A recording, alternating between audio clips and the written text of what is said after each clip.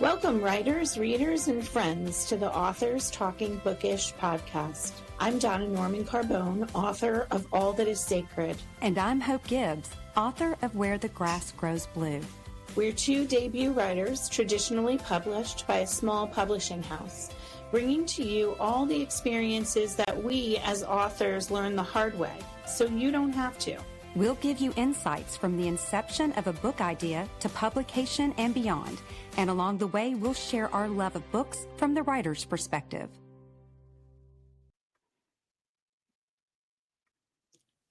Hello, friends. Welcome back.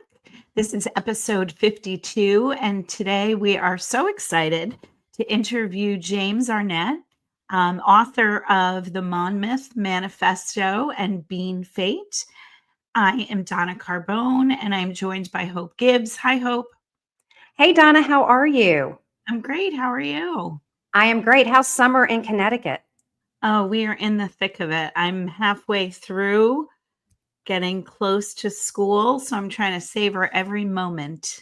I get that. How's yours? It's been great. I've gotten to play tennis a lot. My team actually made it to state, so this fall I'm going to USTA State for Tennessee. So that's been a lot of fun. That's yeah, great. All that hard work is paying off. Excellent. Well, I'm so excited about this next guest, and let's just go on and bring him in. Hello, James. How are you? I'm fine, thank you. Hi, James. Welcome. Glad to be here. Well, we are here to talk about your two books. You've written two books talking about your life as an author. And let's get to it real quick. So before we get started, I'd love to give everyone a little bit of your background. James was raised in Winnipeg, earned degrees in arts and law from the University of Manitoba and Harvard Law School. After a brief legal practice in Ottawa and Winnipeg and a stint in Toronto advertising, he focused on corporate law. James also served as CEO of Molson, chairman of the Montreal Canadiens, and chair of Hydro One. He advised Canadian and Ontario governments, chaired Toronto East General Hospital and Canada's National History Society, and is part of the International Commission of Jurists. He and his wife live in Toronto, and they have 4 adult children. That's true. That's quite a resume. Yes. Well, I've been around for a while. That's the reason. Well, congratulations on the Monmouth Manifesto. Can you Thanks. give us a synopsis of the book and tell us what drew you to tell this story? The book is it's the story of the protagonists are 2 loyalists who fought in the American Revolution.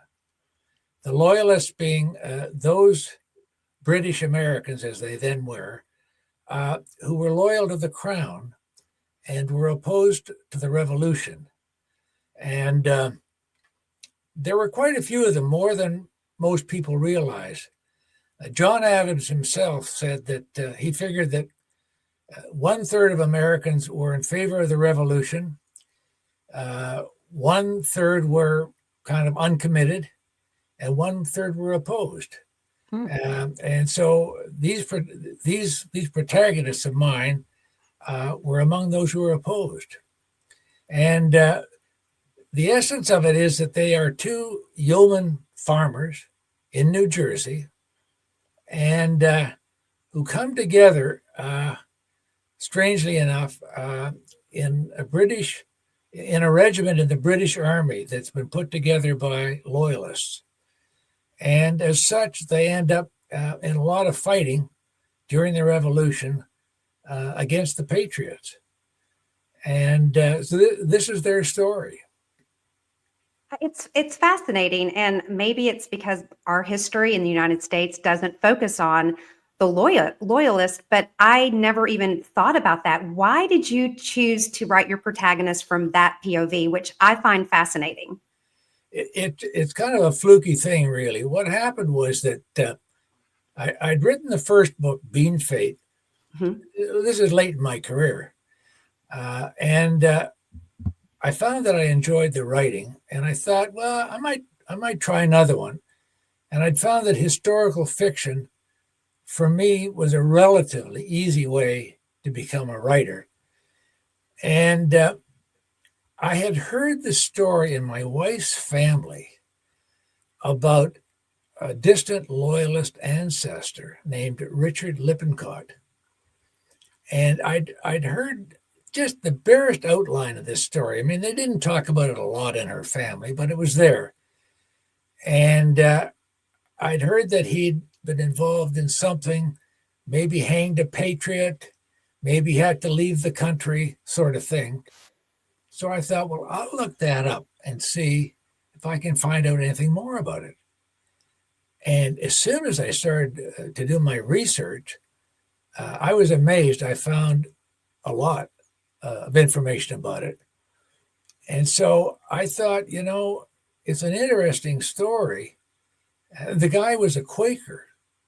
So that was interesting too. So how does a Quaker, why is he a loyalist? And Quakers are supposed to be pacifists. So how does he end up fighting? So I thought I could maybe build a story around that. And then I wasn't entirely sure that there was enough there to do a full novel. And I stumbled upon the fact that there was another New Jersey yeoman farmer loyalist named James Moody. This is also a true story. And he had gained some notoriety during the Revolution for some of his escapades. And in fact, he had written his own story up before the end of the Revolution. He'd actually written it up, and I came across his story. So I thought, now I've got enough. I'll put these two guys together and see if there's a way I can weave them together. And that's what happened. But I kind of backed into it because I'd heard about this fellow Lippincott. That's really interesting. I'm just curious, what did your wife think about the story that you came up with? You should probably never write a book about your wife's family. She hadn't expressed much point of view about it, to be honest. Yeah.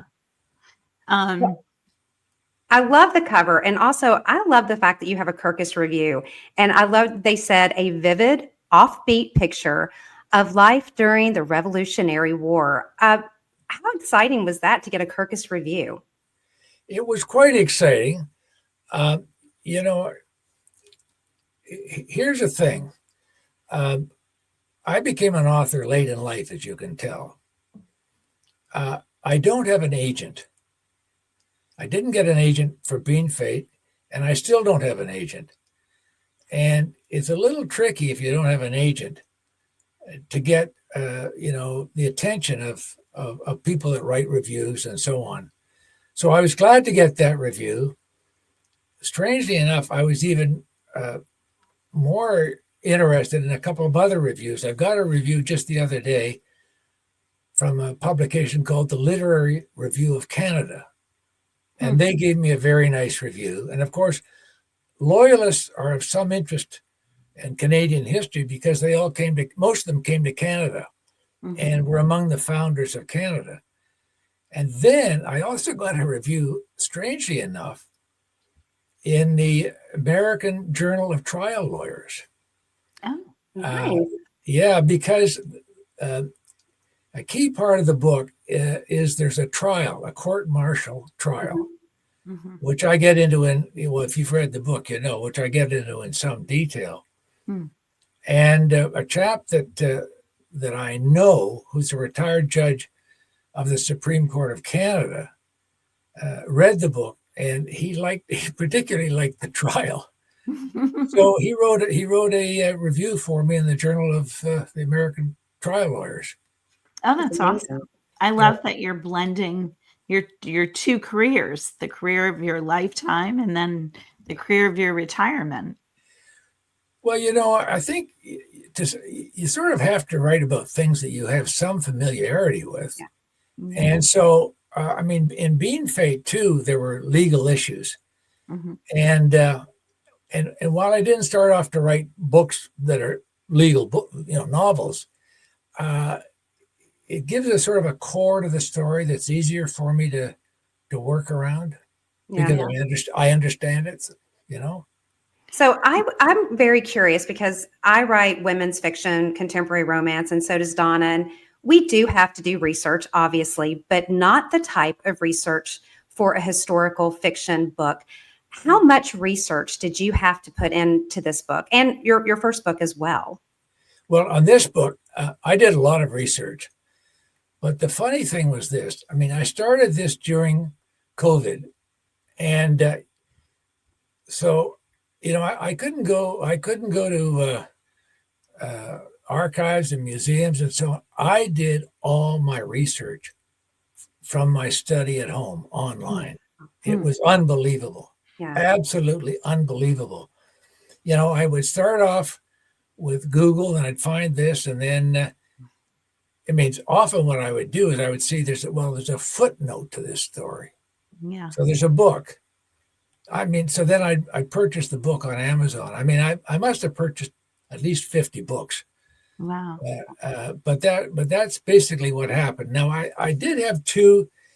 I was lucky. I had sort of two core documents, if you like, to work with. One was the narrative that this fellow Moody had written. He'd written it in 1783 before the Revolution was over, but he'd gone to England. He's a refugee to England. And he'd written this narrative, or his memoir. He was actually trying to drum up enthusiasm in England for the cause of the loyalists and the refugees, because he thought they were going to need compensation, which they did. And then the other thing I found was for Lippincott, I actually found the transcript of his trial for court martial, which was amazing. So I had those basic documents to work with, firsthand documents. Yeah, it's interesting the way you go down a rabbit hole when you start researching those things. I'm wondering, both of your books are about time periods in American history. What drew you to American history specifically? I think it just sort of worked out that way. I mean, both stories, in a sense, have a Canadian connection. I mean, Being Fate, as you know, is a story about Prohibition in 1922, and what it is rum running from Saskatchewan, the province of Saskatchewan, down to Chicago. So the key characters in Being Fate are actually Canadians, like the Bronfman family and so on. Mm-hmm. But there's the American connection, because that was the market. That's where they were bootlegging to. Yeah.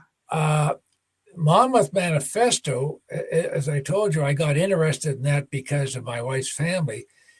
But it's a particular interest because, the Loyalists, I mean, most of the Loyalists, and I don't know, let's say 30,000 or something, Loyalists came from the 13 colonies up to what was then called British North America and is now called Canada. Mm-hmm. And they were quite influential in the early days of Canada.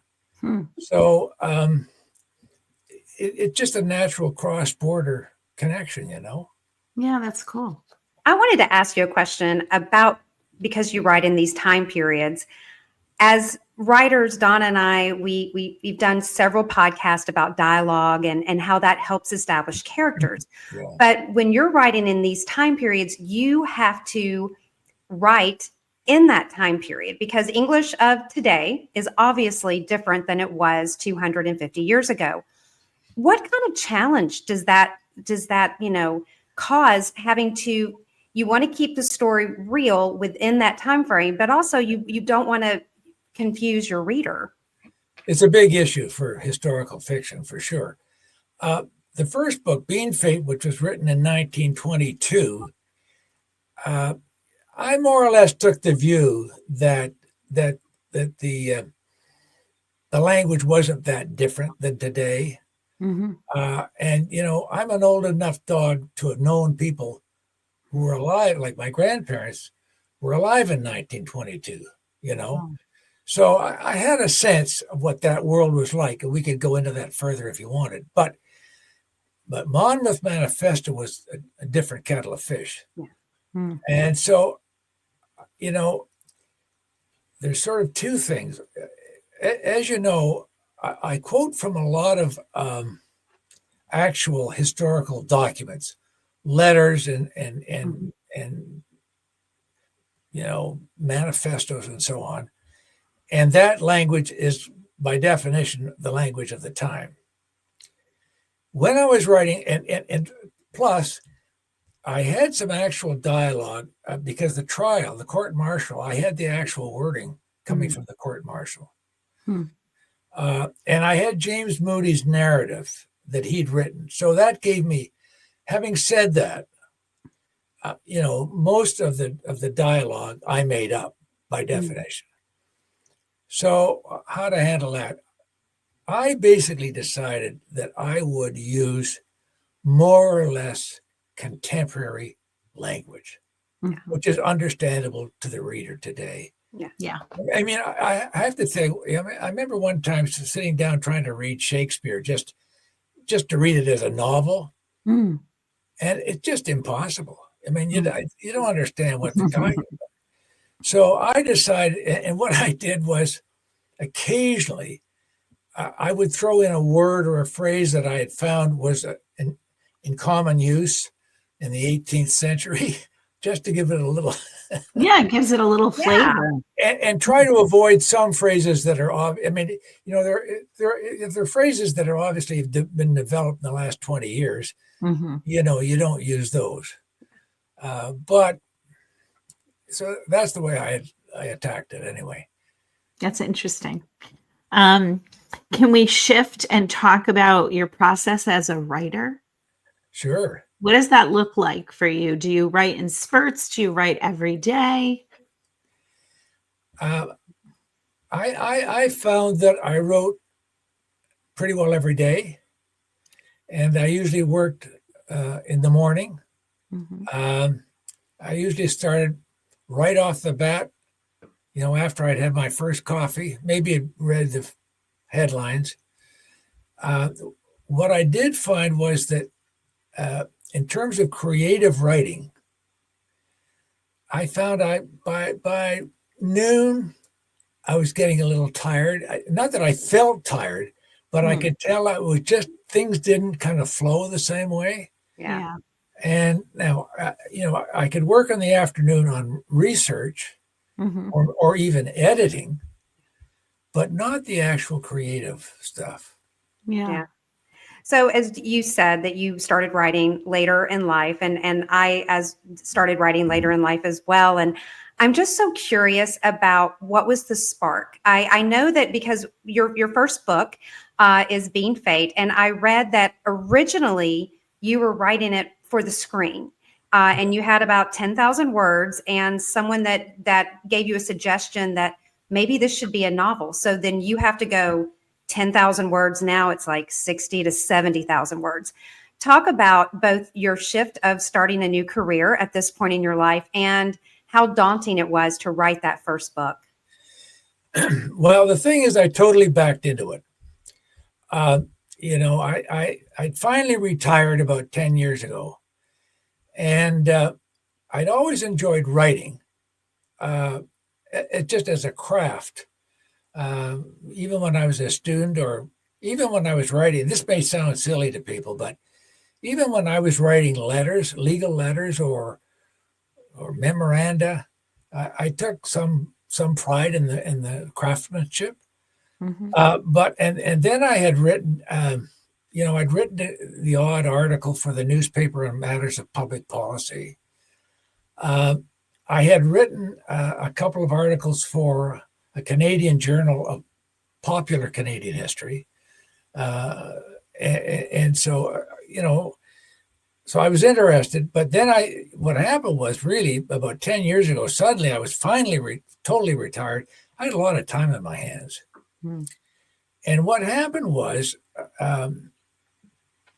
my grandmother Arnett had given me a manuscript of a novel, an unpublished novel that my grandfather Arnett had written in the 1920s. And it was about bootlegging in Saskatchewan and bootlegging and the Americans were the bad guys coming up to buy the booze, sort of thing, you know. And I started off with the idea, and she had said to me, you know, someday maybe you could get this published. And I was busy with my career and my family. I just parked it away somewhere. But then, so 10 years ago, I got it out and I thought, well, maybe I should try to do that. And I showed it to somebody in the publishing business, and well, he didn't think it was very good. And I thought, well, maybe there's an interesting core there. Maybe I'll write a treatment for a movie, like sort of like a précis of the book, of the story, which I did. And I had an entree to a screenwriter in Toronto, and I showed it to him, and he said, you know, this is not that great a story. So that was my grandfather's story. But I had got interested in the issue of bootlegging, prohibition, Saskatchewan, Chicago. And I started to read up a little bit on it. And I came across this story, a true story. I don't know whether the name Bronfman means anything to you women today. No. But Edgar Bronfman III is still, I think, somebody in Hollywood. But the Bronfman family, when I was growing up, were maybe the richest family in Canada. And they built the Seagram building in New York because they were the biggest, you know, whiskey people in North America at one point. Well, I came across a story that a Bronfman brother-in-law had been murdered in Saskatchewan in 1922, and the murder was never solved. And I thought, well, maybe I could write that up and I'll solve the murder. So so then I came up with this story outline, and I tried to hustle it around Canada, see if anybody would make a movie out of it, because it was just a treatment. And the long and short of it was I couldn't get anything. And I was talking to this fellow that you mentioned, a screenwriter who was helping me. And I said, I don't know what to do. I guess there's nothing to, you know, I can't do anything with this story, but I hate to let it go. And he said, well, you could always turn it into a novel. I had never in my life thought really of writing a novel to that point. And I thought, boy, I've got 10,000 words maybe. A novel would have to be at least 60,000. I'd have to do dialogue and all that stuff. I can't imagine. But, well, I'll give it a shot, basically. And of course, I had the outline for the story. I knew what the story was. You know, I just had to build it out. So that's really what happened. You know, I never started off planning to write a novel, but having written the novel, Bean Fade, I found that I really enjoyed it. And that's why I looked around for a second one. Do you have another one in you? Are you working on a new I'm project? not working on something at the moment. No. I might have another one, but I don't know what it is. I will say one thing. I have found, I mean, I think if I was to do another one, it would also be historical fiction. I mean, I found that works kind of for me. I enjoy the research, and in a way, it's easier than what you do, because it gives me the outline of the story. I don't have to make up the outline of the story. I have to develop the characters, you know, and fill it out and give the background. But at least it gives me the germ of the story, you know. Well, I think what you do is incredibly hard, because I'm not sure I could write historical fiction. We could sit here and talk to you all day, but we are running out of time, and we are so thankful for you, doing our podcast. But our tagline is all the things that we learned the hard way, so you don't have to. What is one thing that you've learned the hard way, like some little nugget of wisdom that you could give our audience out there that are either writers or thinking about being writers, or they're just really into books and they just love to read? Well, the hard thing I found, I don't know if I've got an answer for your listeners. The hard thing for me has been not having an agent. If you don't have an agent, it's hard to get a serious book publisher. It's hard to get credibility. And for example, like the New York Times, they will not consider doing a book review if you're self-published or anything like that. I don't know, but finding an agent, if you can find an agent, that would be is critically important, I think. Well, thank you so much for that. Yeah. Can you share with our listeners where they can find your work, where they can find you? Well, first of all, my work is, you can buy it on Amazon or most of the bookstores. And also I have my own website, www.jamesarnett.ca, and everything's on there. Perfect. Well, again, thank you so much for joining us. This has been a delightful conversation. We would love to have you on again because I feel like there's so much more we could discuss. Donna, real quick, could you tell us about our next episode? Sure. Our next episode, we are going to teach you the basics of using the program Scrivener to help make your writing easier. James, have you ever used Scrivener? I have not. Well, maybe you should tune in. Maybe I should tune in. Okay. I will. And as always, you guys can find us at Spotify, Apple, Amazon, YouTube, and on Instagram. And everyone, thank you so much for joining us. And until next time. Thank you. Thank you for joining us today. I'm Hope Gibbs. And I'm Donna Norman Carbone. It's time for you to get to work. We look forward to seeing you in 2 weeks with another tip from your author friends.